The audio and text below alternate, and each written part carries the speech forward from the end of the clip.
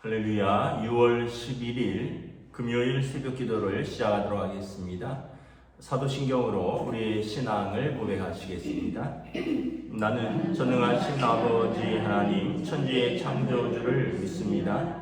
나는 그의 유일하신 아들 우리 주 예수 그리스도를 믿습니다.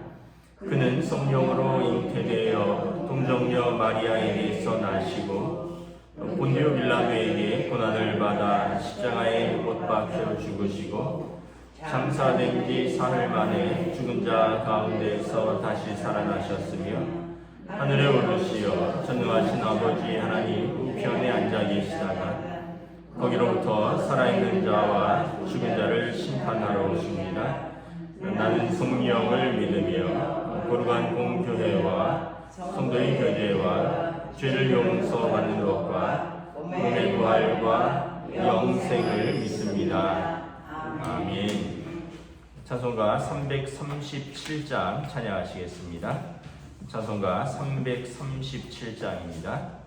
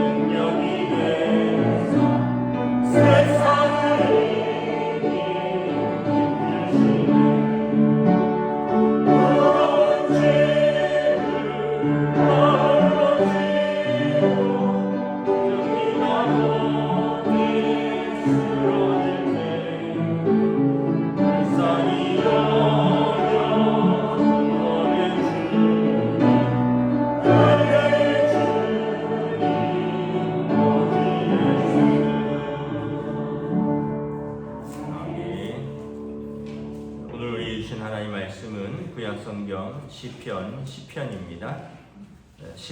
시편 말씀입니다.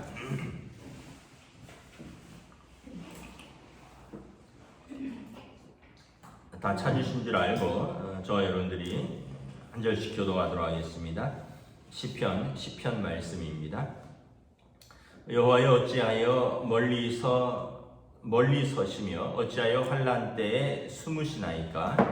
악한 자가 교만하여 가련한 자를 심히 압박하오니 그들이 자기가 베푼 꾀에 빠지게 하소서. 악인은 그의 마음의 욕심을 자랑하며 탐욕을 부리는 자는 여호와를 배반하여 멸시하나이다. 악인은 그의 교만한 얼굴로 말하기를 여호와께서 이를 감찰하지 아니하신다 하며 그의 모든 사상에 하나님이 없다 하나이다. 그의 길은 언제든지 견고하고 주의 심판은 높아서 그에게 미치지 못하오니 그는 그의 모든 대적을 멸시하며 그의 마음에 이르기를 나는 흔들리지 아니하며 대대로 환난을 당하지 아니하리라 하나이다. 그의 입에는 저주와 거짓과 포악이 충만하며 그의 혀 밑에는 잔해와 죄악이 있나이다. 그가 마을 구석진 곳에 앉으며 그 은밀한 곳에서 무죄한 자를 죽이며 그의 눈은 가련한 자를 엿보나이다.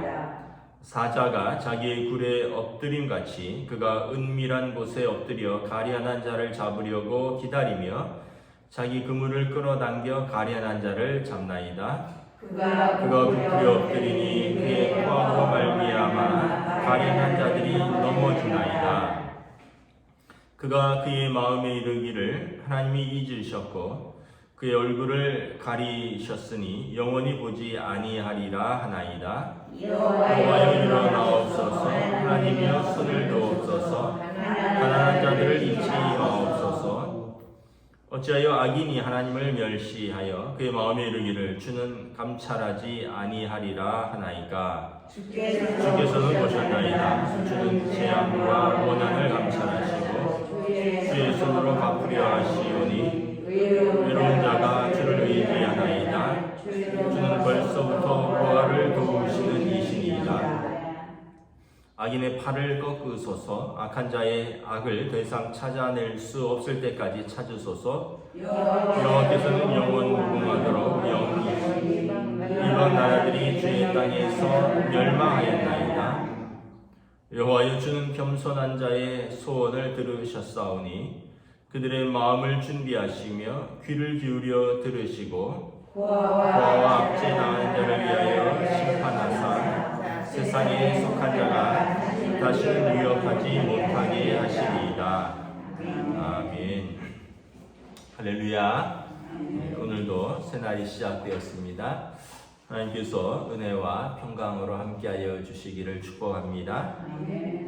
시편은 시편 9편에서 연결되는 시편입니다. 그래서 따로 표제가 붙어 있지 않고 다윗의 시편으로서 9편은 그 이제 외국의 그 박해로부터 국외의 박해로부터 하나님의 성도를 지켜주시고 구원해 달라는 그 탄원이시라면 시편은 이제 국내에 그 잔인하고 방자한 자들의 억압, 다윗의 대적자들, 그리고 또 이 힘 있는 자들의 약한 자들을 압제하는 그들의 억압으로부터 하나님의 백성들을 보호해 달라는 그 내용입니다. 그래서 9편과 10편은 연결되어 있는데 9편은 그 열방의 박해로부터, 10편은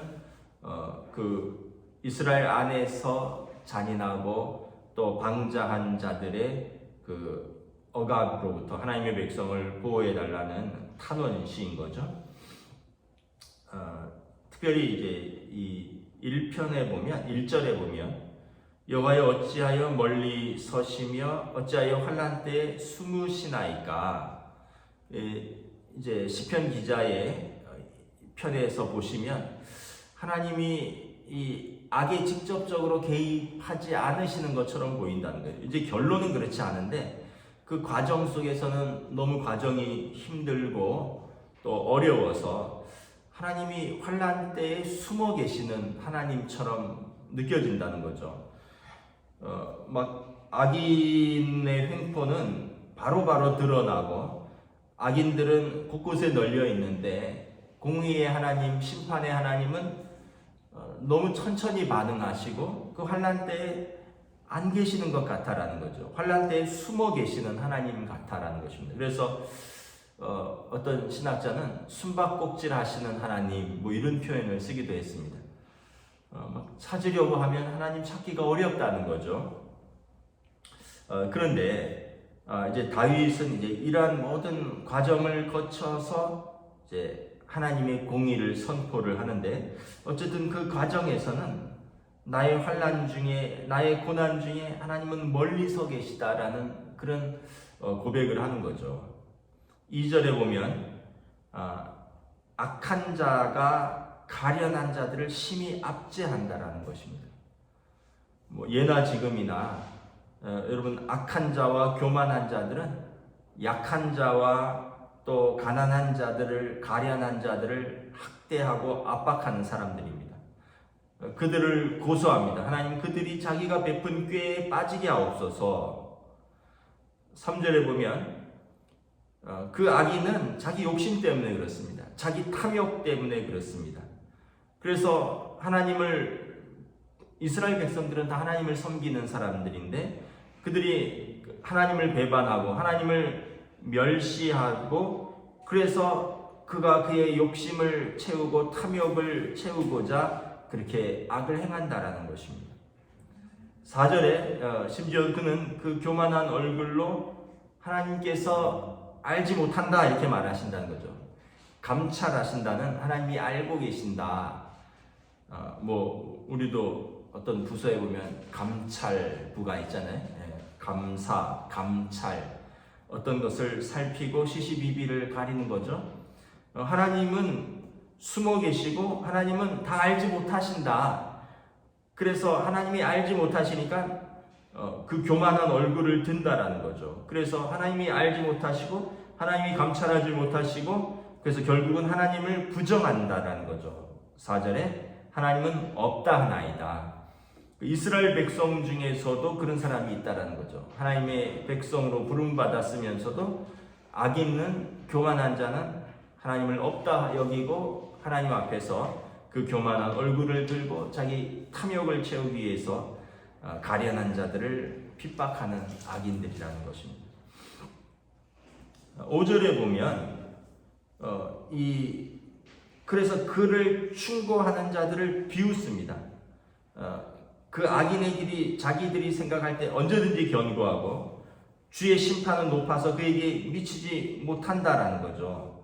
그래서 그는 모든 대적질을 멸시하며 그러니까 하나님과 너무 멀리 떨어져 있고 그래서 그 악인의 그 길이 견고해 보인다라는 것입니다.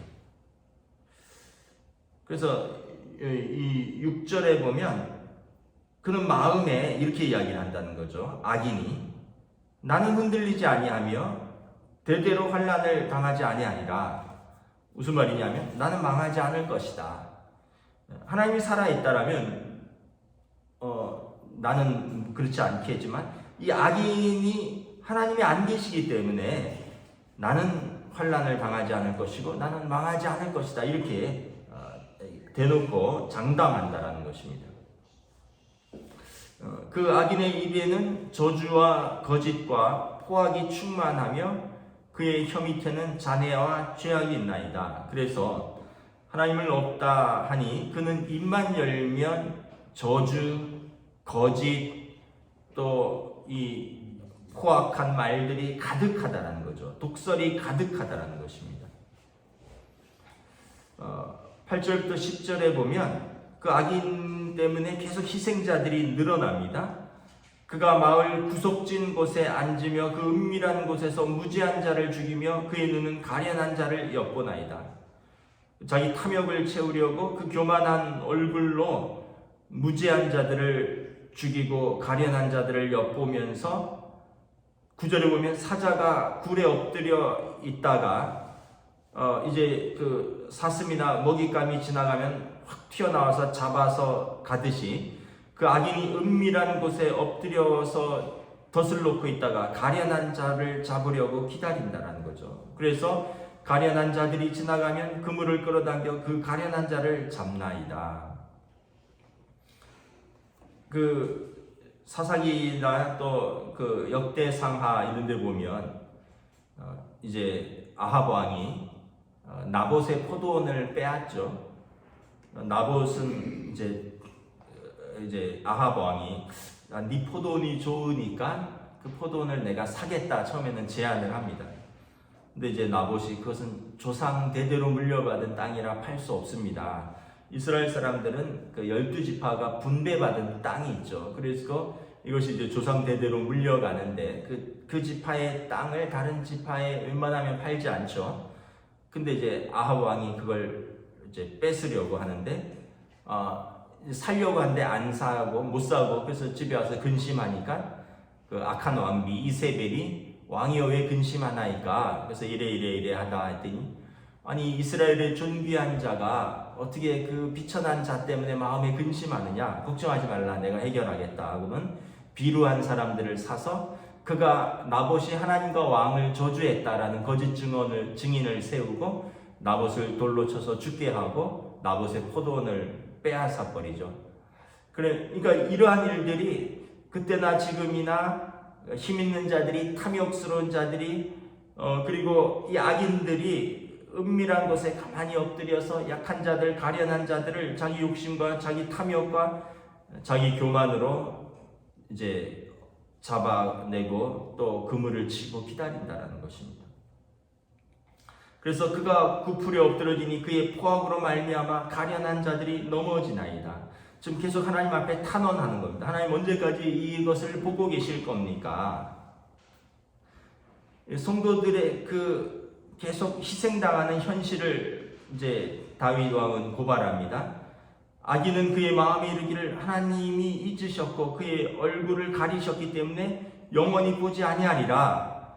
악인은 하나님이 없다, 하나님이 잊으셨고 하나님이 자기 백성을 잊으셨고 하나님이 자기 백성에게서 얼굴을 가리셨다, 이렇게 이야기를 한다는 거죠. 근데 이제 다윗 왕은 큰 소리로 부르짖는 거죠. 여호와여 일어나옵소서, 하나님이여 손을 드옵소서, 가난한 자들을 잊지 마옵소서. 하나님이 일어나셔서 능력의 손으로 이 가난한 자들, 가련한 자들을 멸시하는 그 악인을 치시라는 거죠. 10절에 답답하니까 호소하는 거죠. 악인이 하나님을 멸시하여 그의 마음에 이르기를 주는 감찰하지 아니하리라 하나이까. 악인의 말을 인용하면서 하나님이 없다, 하나님은 나를 알지 못한다, 하나님이 너희를 잊으셨다 하는 걸 못 들으십니까? 어인 까닭이냐라는 거죠. 하나님 어찌하여 못 본 채 하시며 어찌하여 하나님을 조롱하고 함부로 말을 하는 그들의 저주와 폭언을 못 들은 채 하시나이까? 어찌하여 하나님 개입하지 아니하시나이까? 라고 호소하는 거죠. 그런데 이제 다윗 왕은 말하는 거죠. 하나님이 보고 계신다는 것입니다. 주께서 보셨나이다. 주는 재앙으로 그 원한을 감찰하시고 주의 손으로 갚을 것입니다. 외로운 자가 주를 의지하나이다. 이 가난한 자들, 가련한 자들은 의지할 분이 하나님밖에 없다는 것이죠. 주는 벌써부터 고아를 도우시는 이신이다. 하나님은 그 의지할 데 없는 자들을 도우시는 이다. 고아는 부모 없는 자녀잖아요.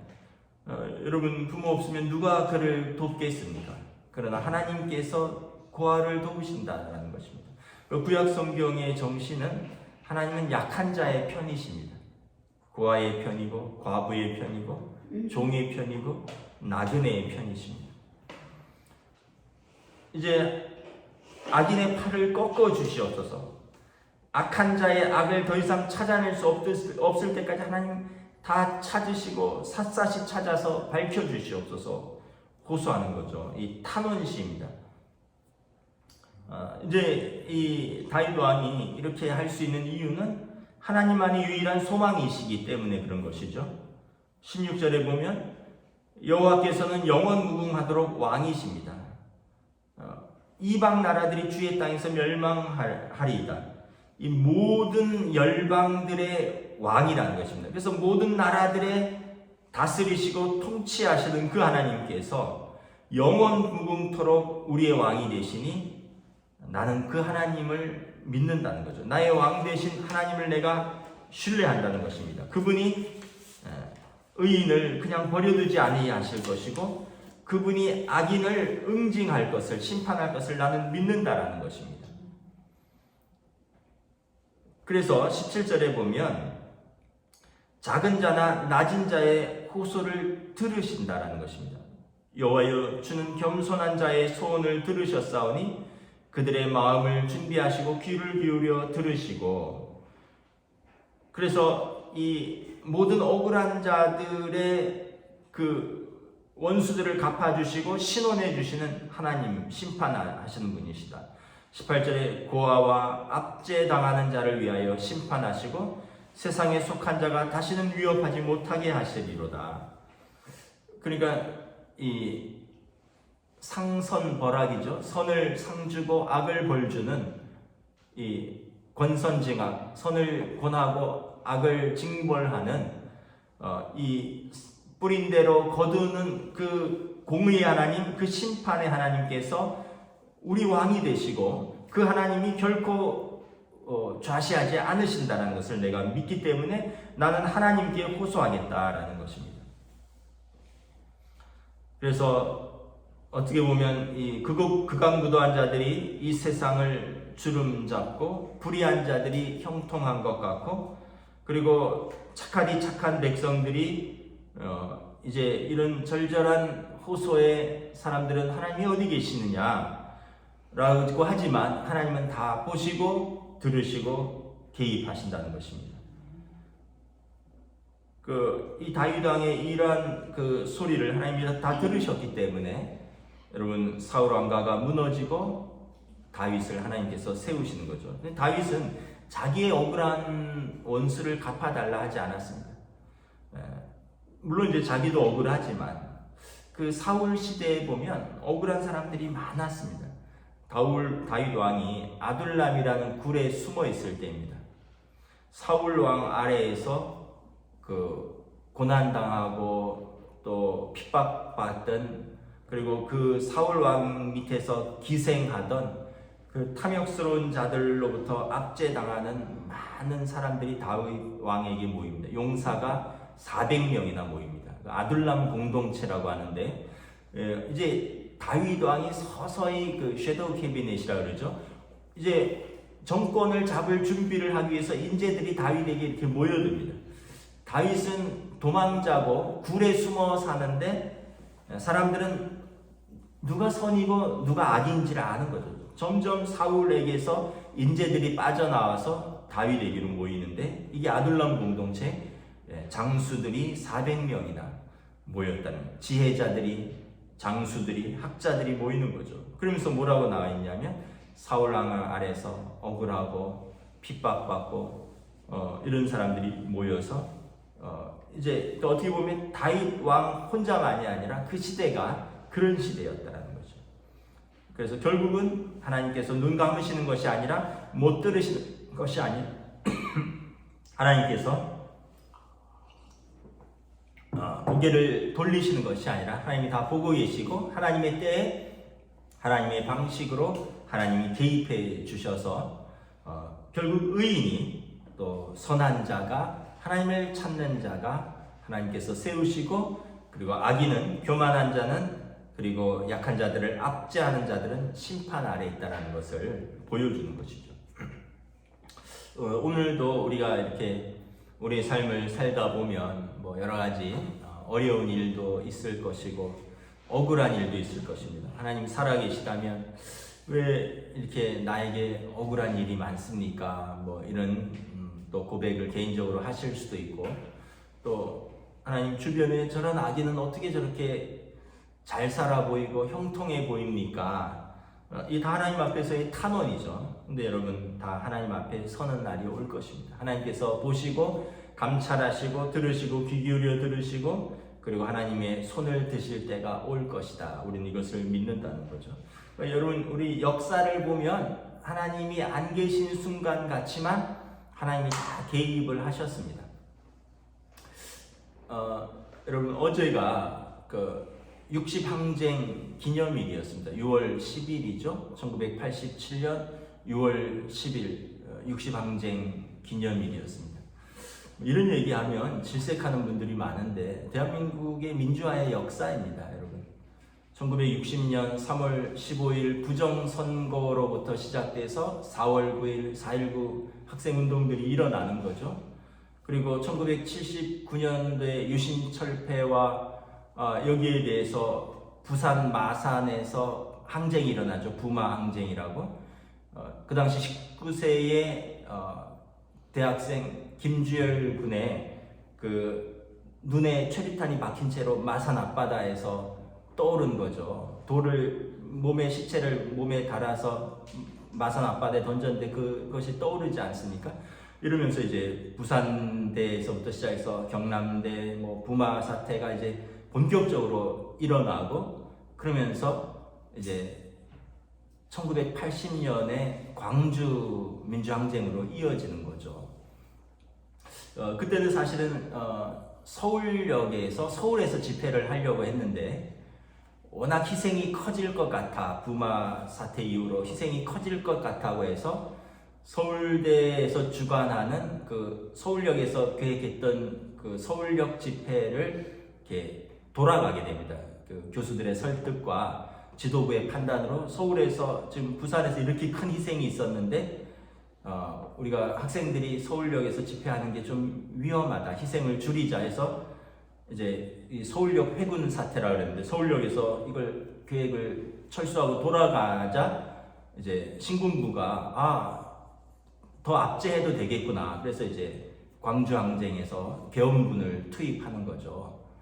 그리고 그 광주 민주항쟁이 있었고 또 그런 세월이 거쳐서 1987년 6월 10일에 그 박종철 군이 턱하니까 쿵 하고 쓰러졌다라는 물고문과 이런 고문으로 돌아가셨고, 그리고 이어서 7월 9일 날 이한열 군이 연세대학교 연합시위 앞에서 이제 최루탄에 직격해서 이제 죽으신 거죠.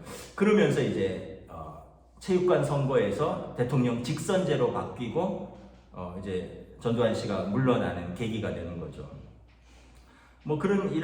그 당시에 보면 참 암울하고 과연 이 땅에 민주화가 올 것인가. 근데 여러분 역사를 이렇게 돌아보면 계속 발전하고 있는 거죠.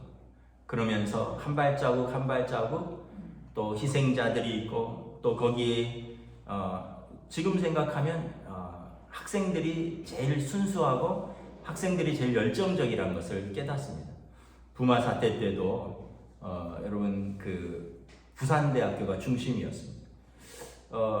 광주항쟁 때도 전남대학교가 중심이었죠. 이제 6.29는 이제 전국적으로 이제 60항쟁은 전국적인 것이지만 학생들이 제일 중심에 있었습니다. 어쨌든 그러고 보면 우리가 학생들을 철이 없다, 역사를 모른다, 아이들이 비전이 없다 그러지만 학생들이 보면 현실에 대해서 제일 순수하고 제일 열정적이었다는 것을 알 수 있습니다. 그러면서 우리 역사들이 하나씩 민주화를 위해서 좀 더 이렇게 발전되고 있는 것을 보게 되는 거죠. 그러면서 이제 우리 사회가 점점 밝아지는 거죠. 지금 미얀마에서, 옛날 버마죠. 미얀마에서 이제 독재 정권하고 지금 시민들하고 싸우잖아요. 수백 명이 죽고 어제는 미얀마에서 거의 내전 수준으로 군인들이 80명이 죽었다 그러죠. 그런데 이제 미얀마에서 모델이 뭐냐면 한국입니다. 한국. 군부 독재에 맞서 승리한 민족이 있다는 거죠. 그 민족이 누구냐? 대한민국이라는 거예요. 미얀마의 지금 군부 독재에 맞서는 모델은 한국입니다. 한국의 지금 한국이 우리가 세계 K-팝, K 한류, K 요즘 뷰티 여러 가지가 있지만 K 데모크라시도 있습니다. 한국의 민주화를 지금 세계가 또 이렇게 보는 거예요. 그러고 보면 참 하나님께서 애국가에 보면 대한민국을 하나님이 보고 와서 우리나라 만세. 하나님께서 역사 가운데 모든 억눌린 자들, 모든 그 압제당하는 자들, 불의한 것을 하나님이 역사 속에서 다 개입하고 심판하면서 하나씩 지금 이렇게 되는 것을 바라보게 됩니다. 말씀을 정리하겠습니다. 여러분, 오늘 하루도 우리가 불의한 일들이 많이 있지만 하나님은 살아계시다. 그 하나님이 개입하시고 그 하나님이 심판하시기에 나는 절망하지 않는다. 다윗의 고백이 또 저와 우리들의 고백이 될 수 있기를 주님의 이름으로 축복합니다. 기도하겠습니다. 주님의 이름을 감사합니다. 오늘 다윗 왕은 참으로 시편 9편에서 열강들에 둘러싸여 압제당하는 나라의 어두운 현실, 그리고 10장에서는 또 국내에서의 불의한 자들, 교만한 자들, 힘있는 자들, 탐욕스러운 자들이 약한 자들, 가련한 자들, 고아와 과부와 나그네들, 그리고 억울한 자들, 가련한 자들을 압제하는 이 현실 속에서 하나님 이제 손을 드시옵소서. 하나님 귀를 여시고 우리들의 기도를 들으시고 우리들의 한숨을 보시고 하나님 손을 들어 그들을 심판하소서. 우리는 하나님께서 만왕의 왕이시며 공의의 하나님이신 것을 믿기에 오늘도 하나님만을 의지하나이다. 이 고백이, 다윗 왕의 이 고백이 또한 모든 믿는 자들의 고백이 되어 우리가 이 땅에서 불의한 자의 형통을 부러워하지 아니하며 고난당한다 할지라도 하나님의 살아계심을 믿고 또 하나님의 의를, 그 나라와 그 의를 추구하며 오늘도 살아가는 믿음의 성도들로 주여 인도하여 주시옵소서. 감사를 드리오며 우리 주 예수 그리스도 이름으로 기도드리옵나이다. 아멘. 하늘에 계신 우리 아버지, 아버지의 이름을 거룩하게 하시며 아버지의 나라가 오게 하시며 아버지의 뜻이 하늘에서와 같이 땅에서도 이루어지게 하소서. 오늘 우리에게 일용할 양식을 주시고 우리가 우리에게 잘못한 사람을 용서하여 준 것 같이 우리 죄를 용서하여 주시고 우리를 시험에 빠지지 않게 하시고 악에서 구하소서. 나라와 권능과 영광이 영원히 아버지의 것입니다. 아멘.